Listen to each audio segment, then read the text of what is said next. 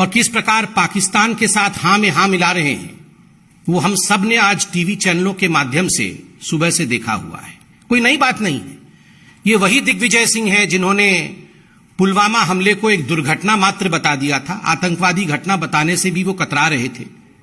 ये वही दिग्विजय सिंह है जिन्होंने कहा था 26/11 तो आरएसएस की साजिश है, और किस प्रकार से उस समय पाकिस्तान को क्लीन चिट देने का प्रयास किया था।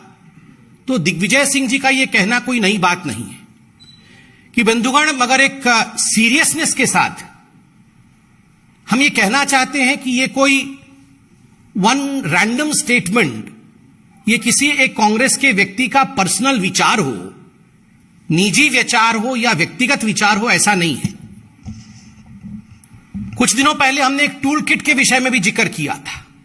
ये सारा जो आप देख रहे हैं, ये सारा उस टूल किट का हिस्सा है।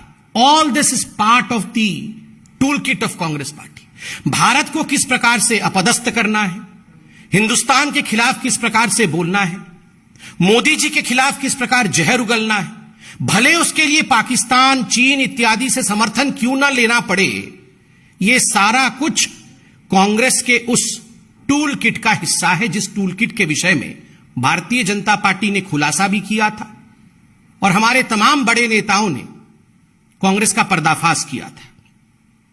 बंधुगण, इस क्लब हाउस में हम देखते हैं कि पाकिस्तान का एक पत्रकार, पाकिस्तान का एक जर्नलिस्ट किस प्रकार से मोदी जी के हटने के बाद भारत की सत्ता क्या होगा, भारत के सत्ता का पॉलिसी कैसा होगा, कश्मीर पॉलिसी कैसा होगा, इस पर सवाल पूछता है।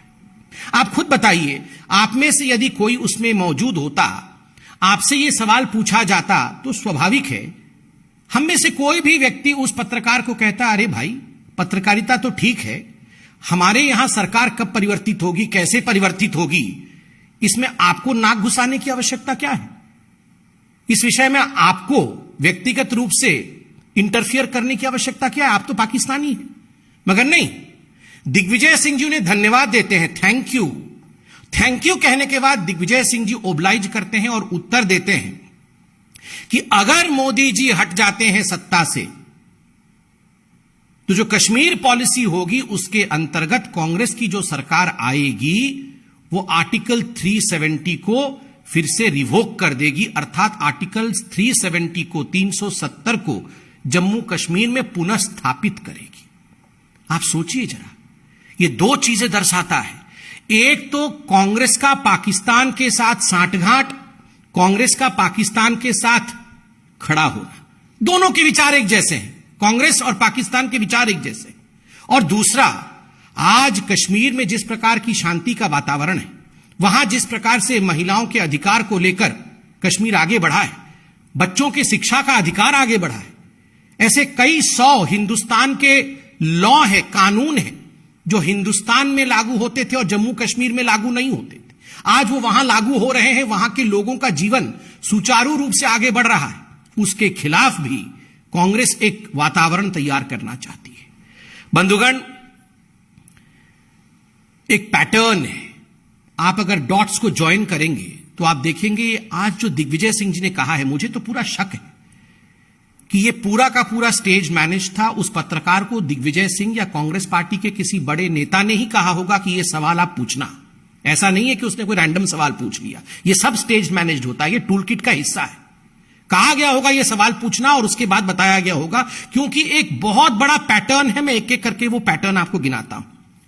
आर्टिकल 370 पे डिस्कस कर रहे हैं मित्रों, आपको याद होगा, और मैं तो चैनलों से ये रिक्वेस्ट करूंगा, आप चतुर्थ स्तंभ हैं, आप उस बाइट को जरूर दिखाइएगा जब पार्लियामेंट में आदरणीय गृह मंत्री अमित शाह जी खड़े होकर आर्टिकल 370 के विषय में अपना वक्तव्य आरंभ ही करने वाले थे, तभी जो लीडर ऑफ अपोजिशन है कांग्रेस पार्टी की ओर से अधीर रंजन चौधरी, वो तुरंत खड़े हो जाते हैं, तत्क्षणात खड़े हो जाते हैं और खड़े होकर कहते हैं, नहीं नहीं नहीं नहीं, ये चर्चा हम कैसे कर सकते हैं, ये तो बायलैटरल इशू है, ये आर्टिकल 370 तो द्विपक्षीय इशू है, इसमें भारत कैसे अपने आप डिस्कशन कर सकती है बिना पाकिस्तान के कंसेंट के। तो ये तो हिंदुस्तान के पार्लियामेंट के पटल पे किस प्रकार से कांग्रेस पार्टी का पर्दाफाश हुआ था, ये पूरे हिंदुस्तान ने देखा था। और तो और अधीर रंजन चौधरी जी के पीछे स्वयं श्रीमती सोनिया गांधी जी मौजूद थी। और ये सब कुछ सोनिया गांधी जी के उकसाने पर अधीर रंजन चौधरी ने कहा था कि how can article 370 be discussed unilaterally by the Indian parliament, it is a bilateral issue. यह पैटर्न उससे पहले से शुरू हुआ।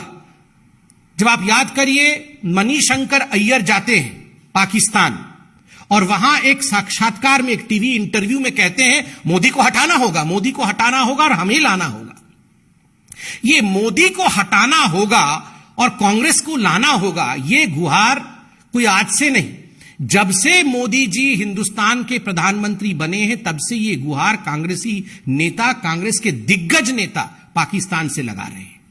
और आप सिमिलैरिटी देखिए, 2014 के आसपास जब मणिशंकर अय्यर कह रहे थे मोदी को हटाना होगा, पाकिस्तान का वो एंकर था, वो डर गया, वो बोलता हम कैसे हटाएंगे जी।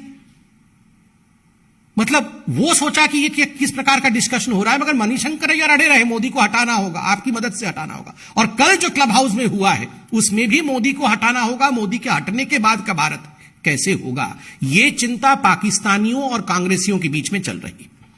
बंधुगण, ये वही मणिशंकर अय्यर भी हैं। आप याद करिए, हम जम्मू कश्मीर के विषय में बात कर रहे हैं।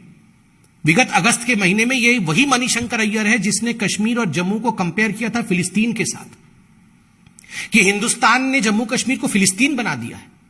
ये किस प्रकार का संदेश पूरे विश्व में भेजते हैं। और इन सबके सरगना, चाहे वो दिग्विजय सिंह हो, चाहे वो मणिशंकर अय्यर हो, ये सबके सरगना है आदरणीय राहुल गांधी जी। राहुल गांधी जी, आपको याद होगा, आर्टिकल 370 जब एब्रोगेट हुआ था, उसके बाद उन्होंने 25 अगस्त 2019 को एक ट्वीट किया था और उन्होंने कहा था आर्टिकल 370 हटा करके हिंदुस्तान की सरकार ने एक भारी गलती कर दी है और बहुत बड़े रूप में जम्मू कश्मीर में लोगों के ऊपर आक्रमण हो रहा है।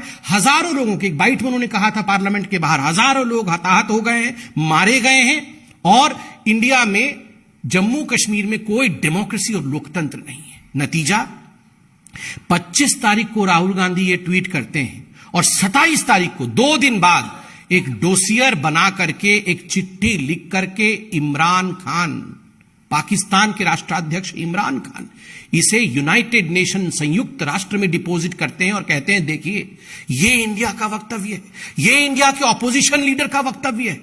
आप सोचिए जरा, मुझे तो शक है कि ये किस प्रकार से टाइमिंग थी कि 25 तारीख को राहुल गांधी का ट्वीट और 27 तारीख को यूनाइटेड नेशन में प्रस्तुत हो जाना। कहीं ये साठगांठ तो नहीं? ये कितना बड़ा टूल किट है। कहीं ये साठगांठ तो नहीं कि हां मैं ट्वीट करूंगा तुम उसे प्रस्तुत कर देना, और हजारों लोग मारे गए। किस प्रकार से झूठ फैलाया गया, एक पैटर्न है।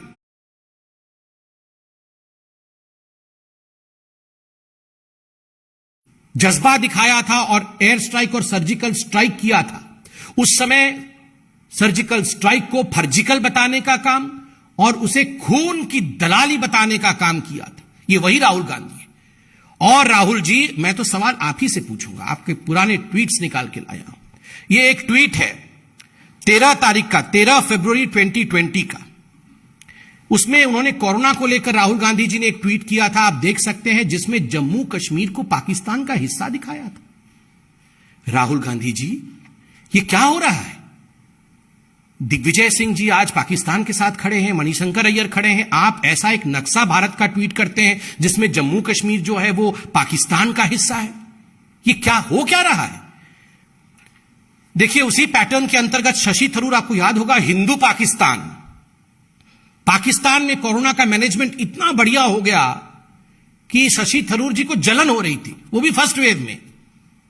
उन्होंने 18 अक्टूबर 2020 को पाकिस्तान को संबोधित करते हुए, ऐसे ही एक क्लब हाउस, उस समय क्लब हाउस नहीं खुला था, उस समय कुछ वेबसाइट, वेब चैट वगैरह था, उस वेब चैट में कह रहे थे कि मुझे तो जलन हो रही है, पाकिस्तान कितनी खूबसूरती के साथ कोरोना का मैनेजमेंट कर रहा है।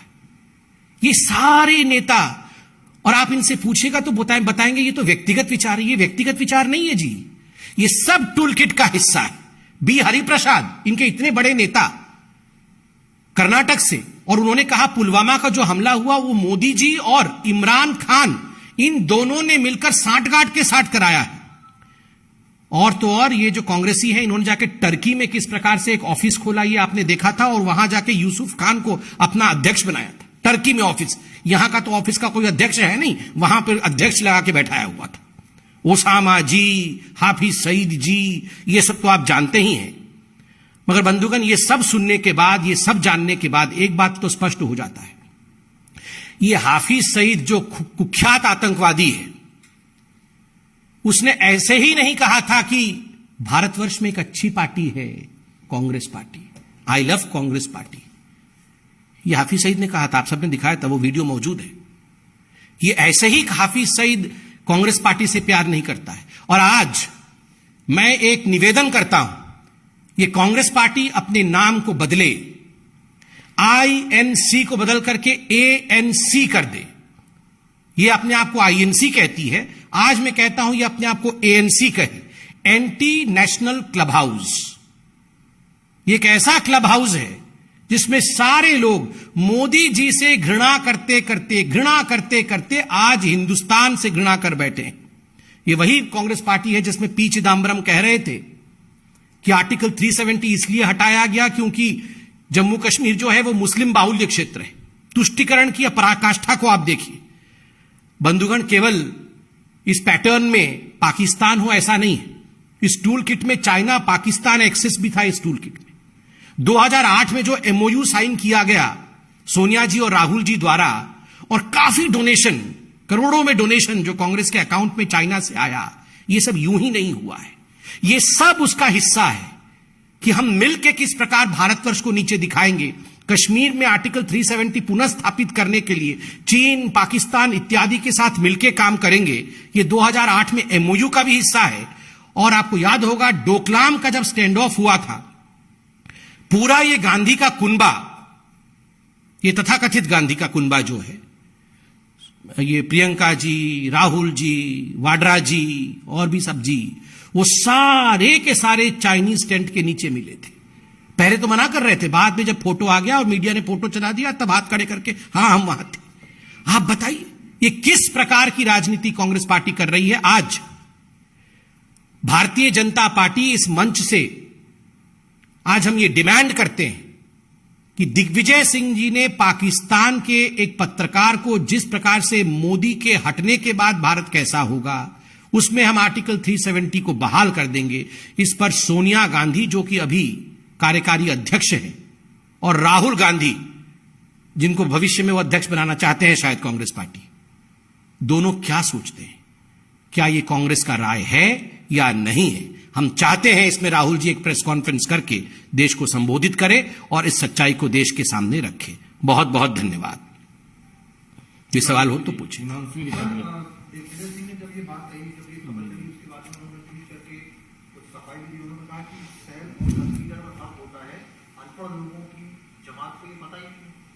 ये क्या शैल कंसिडर, क्या अंग्रेजी, वो अंग्रेजी के मास्टर बने हुए हैं। देखिए शैल कंसिडर कुछ नहीं होता है। We all know that he is anti Indian. ये शैल कंसिडर, ये अंग्रेजी का क्लास ना खोलें, बिल्कुल स्पष्टता के साथ बताए उन्होंने ये क्यों कहा कि आर्टिकल 370 को वो बहाल करेंगे। उन्होंने एक पाकिस्तानी जर्नलिस्ट को, जब उस जर्नलिस्ट ने कहा कि मोदी के हटने के बाद, उनको वहीं रोकना चाहिए था कि आप कौन है, मोदी के हटने के बाद हम क्या करेंगे, ये तो डेमोक्रेटिक कंट्री है, हम डेमोक्रेटिक तरीके से काम करते हैं। तो ये शाल और कंसिडर इस प्रकार की अगर अंग्रेजी का विषय है तो वो शशि थरूर जी को बताएं, हमें ना बताएं। और कोई क्वेश्चन?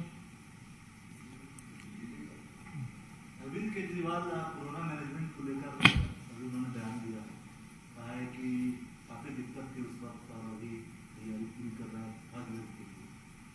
देखिए अभी अरविंद केजरीवाल जी जो दिल्ली के मुख्यमंत्री हैं, उन्होंने प्रेस कॉन्फ्रेंस किया और उन्होंने प्रेस के माध्यम से संबोधित करते हुए कहा कि वो दिन रात युद्ध स्तर पे थर्ड वेव की तैयारी कर रहे हैं, टैंकर इत्यादि ला रहे हैं, ऑक्सीजन प्लांट भी बना रहे हैं, वो सब कुछ कर रहे हैं। मगर हम तो इसमें राजनीति नहीं करना चाहते हैं और ना ही इस विषय को लेकर हम लोग रोज टीवी पे आते हैं। मगर चूंकि आपने सवाल पूछा है, अरविंद जी अगर यही तैयारी सेकेंड वेव से पहले कर लेते तो कितना बढ़िया होता। सेकेंड वेव ही नहीं होता। सेकेंड वेव से पहले वो केवल एडवर्टाइजमेंट करते थे और हर दिन टीवी ऑन करिए तो सुबह दोपहर शाम हमेशा टीवी पे दिखते थे। 1000 करोड़ रुपए उन्होंने टीवी के एडवर्टाइजमेंट पे खर्चा किया। हम तो बहुत सम्मान के साथ, क्योंकि हम राजनीति में विश्वास नहीं रखते हैं, टकराव में बिल्कुल विश्वास नहीं रखते, हम तो चाहते हैं कि यही 1,000 करोड़ रुपए अगर उन्होंने खर्च किया होता तो ऑक्सीजन डिलीवरी भी होती घर घर पे और फल फ्रूट भी घर घर पहुंच जाते लोगों के, सब लोग स्वस्थ होते। आज वो एक एडवर्टाइजमेंट चल रहा है कि बहुत सारे ऑक्सीजन के सिलेंडर रखे हुए हैं और अरविंद केजरीवाल जी मास्क पहन के उन ऑक्सीजन सिलेंडर के बीच में चल रहे हैं, कभी आ रहे हैं कभी जा रहे हैं, और वो बोल रहे हैं कि हम तैयारी कर रहे हैं। मगर सेकेंड वेव के समय तो आप बोल रहे थे कि हमें तो केंद्र सरकार काम नहीं करने दे रही है। आज आप बोल रहे हैं हम ऑक्सीजन प्लांट लगा रहे हैं, ऑक्सीजन सिलेंडर हम प्रोक्योर कर रहे हैं। आज तो मोदी जी नहीं रोक रहे हैं। मोदी जी ने फरवरी के महीने में ही दिल्ली सरकार को कोरोना के सेकेंड वेव के लिए चेता दिया था, पूरी तरह से चेता दिया था, लिखित में चेताया था। मगर मुझे दुख के साथ कहना पड़ रहा है, क्योंकि हम राजनीति नहीं करना चाहते हैं, कि अरविंद केजरीवाल जी एडवर्टाइजमेंट करने में व्यस्त रहे, वो सेकेंड वेव की तैयारी वो कर नहीं पाए। अब कहीं ना कहीं उनके मन में एक ग्लानि है, तो ये थर्ड वेव आएगा उसकी तैयारी कर रहे हैं, उसकी अब वो एडवर्टाइजमेंट कर रहे हैं। थर्ड वेव ना आए, हम सभी तैयार रहें, ये हम चाहते हैं। बहुत धन्यवाद।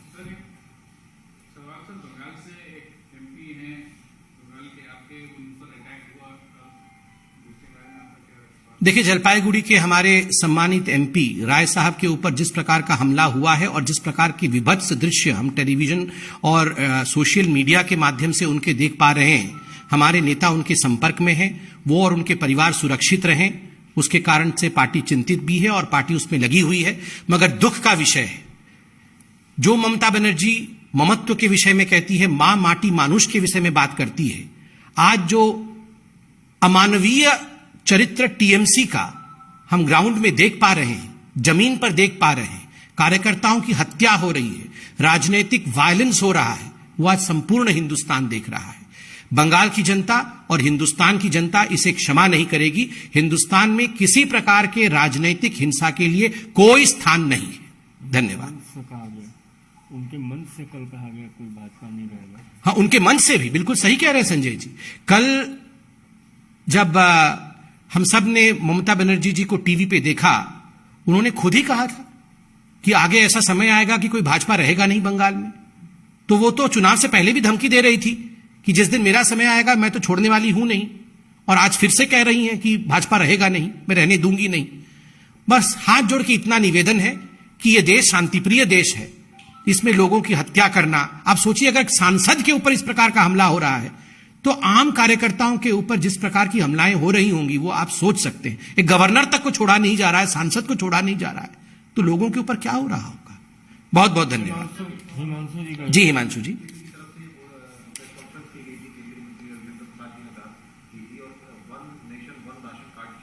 उन्होंने ये भी कहा था कि इससे घोटाला हो सकता है, बहुत बड़ा स्कैम हो सकता है। दिल्ली सरकार ने उसको लागू नहीं किया है, one nation one ration card, क्या कहेंगे? देखिए, दिल्ली सरकार जिस प्रकार की ड्रामा कर रही है वो हम सब जानते हैं। घर घर राशन पहुंचे, हर गरीब तक राशन पहुंचे, इसकी चिंता आज मैं धन्यवाद देते हुए कहूंगा कि नरेंद्र मोदी जी ने फर्स्ट वेव से ही किया और 80 करोड़ हिंदुस्तान की जनता को घर घर राशन पहुंच रहा है, उनको राशन मिल रहा है।